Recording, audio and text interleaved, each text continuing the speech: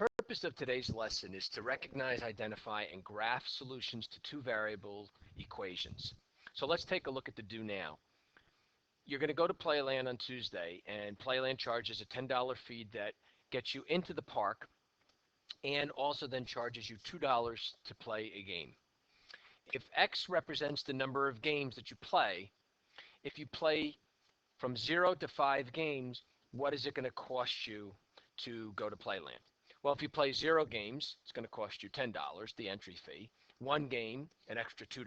2 games, an extra $2, and you'll see the pattern continuing. Okay. Now, we want to be able to graph that situation on the graph below. Well, first thing you want to make sure that you do is that you label the axes properly. As you probably should remember from science, the x-axis is your independent variable,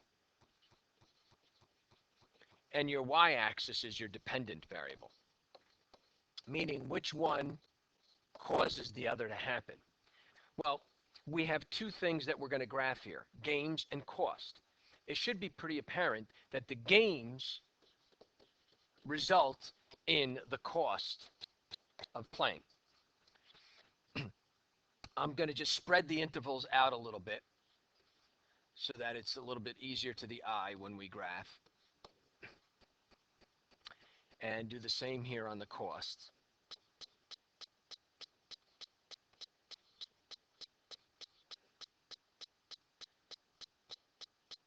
Excuse me. I know it's probably boring just watching me label these, but nothing else I can do. You definitely don't want me to be singing.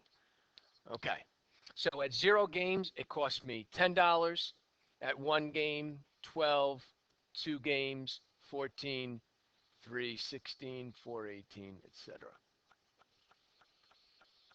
Now, one thing you will notice, I have an arrow at this end, but no arrow here. Why is that? Well, if this line were to continue on as such, you're telling me you're playing a negative number of games, which does not make any sense. So there is a constraint on how I graph my equation or my data above. Write an equation in terms of x and y to represent the situation. Your equation would be y equals 2x plus 10. 2, as you should remember, is slope, and 10 is the y-intercept. You'll see in a moment how we're going to attach some meaning to the 2 and the 10 other than just calling it slope and y-intercept. So let's continue. What does the coefficient 2 represent in the equation above? Well, it is the cost per game. Another way we talk about it is it's the rate of change. Now, although the $2 amount itself will not change, in other words, the cost per game won't change, it does change the total cost based upon how many different games you play. What does the $10 represent? That's the entry fee. We call that a fixed cost, meaning that amount will not change no matter how many different games you play or anything else that you do. Okay? Now, let's say we have the coordinate 8 slash or at comma 26. Is that a solution to this problem, and what does it mean? Well, now we just don't have abstract coordinates. We have numbers that relate to something.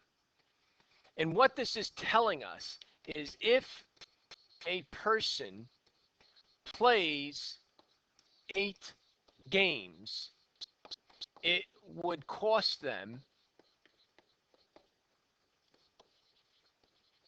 $26. Well, how can we determine if that's true? I put 26 in for Y, 8 in for X, and I find that, yes, This is a solution. Now, Jerry says that 20 comma 60 is a solution, meaning if you play 20 games, it would cost you $60. Well, let's find out if Jerry is correct. Again, I'm going to take those numbers and substitute them in for X and Y, and you'll see that Jerry is incorrect. Okay? Okay, so let's move on. We're going to jump back to a little bit more abstract concepts here, where all I want you to do is to graph these two lines and tell me coordinates on the line and coordinates not on the line. So the first one, it's already trued up in y equals mx plus b form, where m, the slope, is -2/1, and b, 3, is the y-intercept. So I'm going to graph the point 3. I'm going to go up 2 and to the left 1, because it's a negative slope, or down 2 and to the right 1. Now, what's a solution to this line? Any and every point on this line is a solution. It doesn't matter if it's a decimal, if it's a fraction, any and every point on this line is a solution. So 1, 1 is a solution. -1, 5 is a solution. Anything out here is not a solution because it's not on the line. Okay? The second one, well, hopefully you recognize that it's probably simple enough to graph by using its intercepts. So the y-intercept means x is 0, so I want to figure out what y is. And the x-intercept means y is 0, so I want to figure out what x is. So I can graph the point 4, 0, and 0, let me just make that -3. And once again, any and every point on this line is a solution. Anything outside the line or not on the line, out and around there, is not a solution. So let's take a moment and look at the equation 4y plus 5x equals 150. How would we want to graph that? Well, you'll see that the 150, which will eventually turn into our y-intercept, is quite a large number. So my recommendation is I would want to graph this by using the x and the y-intercept, because it'll give me a little bit of an idea as to what the range in my numbers are. That should be 150. So you'll see my y-intercept is 37.5. Not the worst number in the world. And my x-intercept is 30. So what we're going to do here is we're going to use the coordinate plane, extend it out a little bit, counting by 2's. So 20, 30, 40.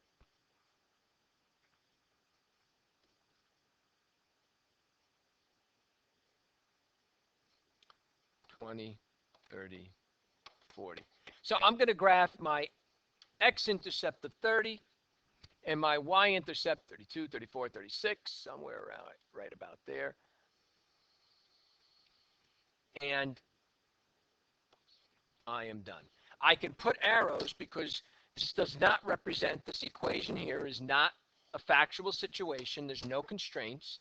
Okay? It can be any values possible. Let's go to our last example. You're going to Coney Island, okay? A lot of amusement parks in this example. They charge $10 per ride, $5 per game. And you have a budget of $50. What are the possible combinations of rides and games you can go on? Well, when you attack a problem like this, you should start at extremes. Meaning, what's the maximum number of rides? 5, no games.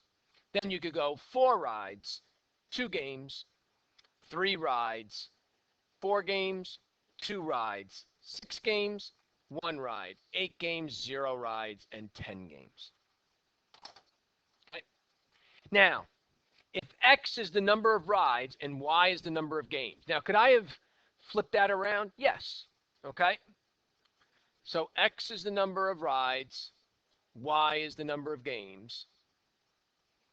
I want an equation to represent the situation above. Well, if it's $10 per ride, that's 10X. If it's $5 per game, that's 5Y. And if my budget is 50, I'm at 50 bucks. Okay? Now, I want to graph this. So, again, oops, sorry about that. It probably makes some sense to graph this by using the intercepts. What is going to be my x-axis? Well, it has to be rides because that's what we said in the facts. And games has to be y. If we said the rides are x and the games are y, then that's what our axes have to be labeled. It looks probably preferential to graph by using the intercept. So what's my y-intercept? 10. What's my x-intercept?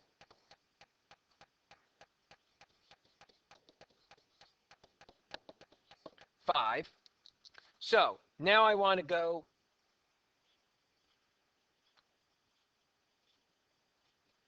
two, three, four, 5. Same thing. 1, 2, 3,